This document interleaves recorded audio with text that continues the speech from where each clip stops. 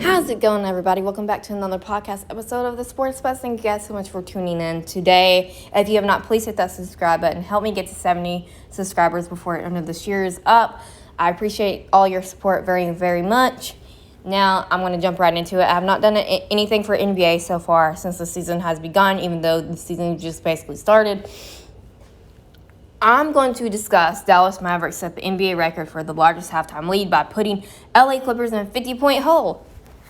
And how the Clippers are basically, they're on the fence right now with me. I don't think that they're going to succeed very well, especially if Kawhi keeps sitting out.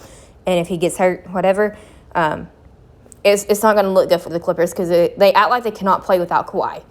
Well, if that's the case, you've got to learn how to play with or without your best players.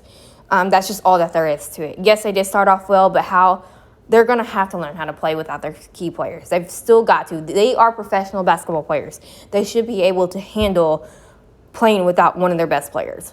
That's just end of the story. You just got to. That's on any level. You've got to learn how to play without your key players. Okay, sorry for that little rant.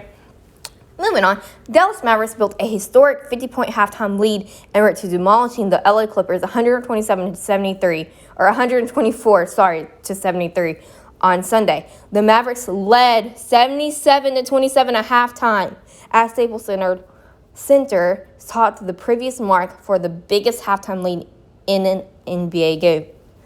47 points by the Golden State Warriors over the Sacramento Kings in November 1991. I was little, according to Ellis Sports Bureau research. The Dallas Mavericks are 1-2 right now, so they really needed that win, and they got it. They got it by a long shot. Led by 57 at one point and maintained a lead of at least 40 points for the final 31 minutes, 11 seconds, the longest stretch by any team over the past 25 seasons, according to research by ESPN Stats and Information. We showed who we were, said Mavericks point guard Luka Doncic, I can't remember how to pronounce his last name. I'm just going to call him Luka, who had 24 points, 9 rebounds, and 8 assists in 26 minutes. This dude is a legit beast. If he continues to stay healthy throughout all of his career, there's no telling what his stats are going to look like. Even 3 years from now, you think about it, this dude is good, and I feel like sometimes he's overlooked. Do not count Luka out by all means. If he stays with the Mavericks, there's no telling what all he's going to do with the Mavericks. I would love to see him win a championship with the Mavericks while he's there. And I don't see Mark Cuban getting rid of him anytime soon. You know what I'm saying? He also goes on to say, people judge us off the first 2 games of the season. It's a long season. We've got to keep going like that. We've got to play defense. That's our specialty from now on. And I agree with him. People are judging way too early, and I think it's too early to tell how these teams are going to perform, no matter if it's the Mavericks, Clippers, Lakers, Cavaliers, Knicks, Knicks you can kind of automatically know, but the Nets and so forth. You know what I'm saying? So if they can continue playing the way that they did against the Clippers, this team could be dangerous because they have so much talent on that team. Dallas can be loaded, if you think about it, right? I think Dallas is a fun team to watch. I think they are a pretty special team if they can get their stuff together. And I think that win was what they needed. The Clippers, I don't know what to do with them. The Clippers are 2-1. Hope they won't be judged by the worst loss in franchise history. Oh, I think they're already being judged because that was a ridiculous loss. They got to learn how to play with their key players, like I already stated. The 51-point defeat surpassed a 50-point loss to the Seattle Supersonics in December of 1988, year before I was born. Playing without the injured Kawhi, with mouth laceration and Marcus Morris, the Clippers scored just 5 points in the first 8 minutes plus and didn't reach 20 points until there was 5:01 left in the second quarter. That is awful. I take full responsibility, said Clippers guard Paul George. He needs to step it up. He's a veteran. He's been there a little bit longer than Kawhi. This is his team pretty much. He needs to take up a leadership that he needs to have. He needs to be more leadership quality. He is good. I like Paul George. I think he's a good athlete. I think he's good. I think I don't know what happened. He scored 15 points but missed all 6 of his 3-point attempts. He can play better than that. We've seen Paul George play better than that. So what's going to happen? what is going to happen with this team? They've got a lot of work to do. A lot. And so he also said, it's a tough game coming after Christmas. I enjoyed my Christmas Day celebration. Today I just popped up on me a little too fast. I'll take full ownership for that. Coming out and being prepared to play today, be a different situation come next game. And we will be ready. We will see if they're going to be ready. We'll see what kind of leadership that Paul George will take in his own hands. It's going to be hard. The Clippers' first half woes come after an impressive start in the season, to which they beat the Lakers. I don't want to talk about that, on opening night and defeat the Nuggets in Denver on Friday.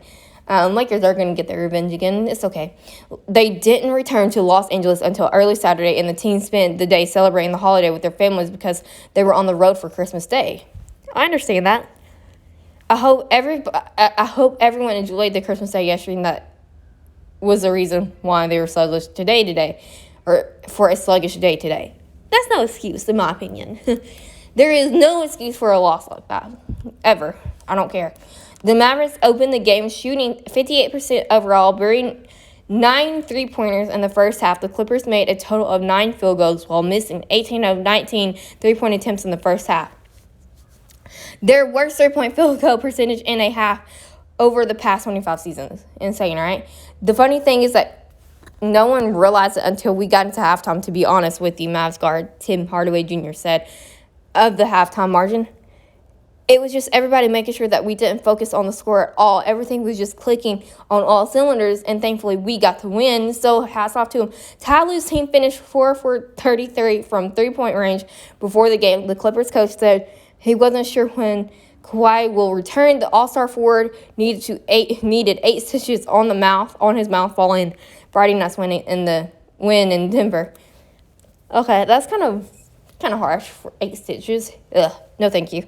Lue and George both said the Clippers will be ready, and this doesn't look good for Ty Lue at all. I like Ty Lue. I think he can be a really good coach, and I think he's got his work made out for him there. I feel like he came in I don't know. I just kind of feel bad for him. It's just like he walked into a big nest, but he didn't know what he was getting himself into. Maybe he thought things were going to be better than this. I have no idea. Will this Clippers team turn themselves around? They're going to have to do something, put it that way. Just an exception, Lou said of the loss, it doesn't take away from what we've been doing, what we've been working on, and how we're trying to get better each night. There wasn't a lot of fight, a lot of pop tonight, and we know we'll have that come next game. So they're going to have to really step it up big time. No excuses, no exceptions whatsoever. They're going to have to really step it up big time. All right.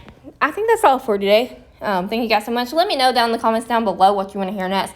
Also, what do you think about the Clippers situation? Do you think they're going to get worse? Do you think they're going to get better? What's going on there? What do you guys think? Thank you guys so much.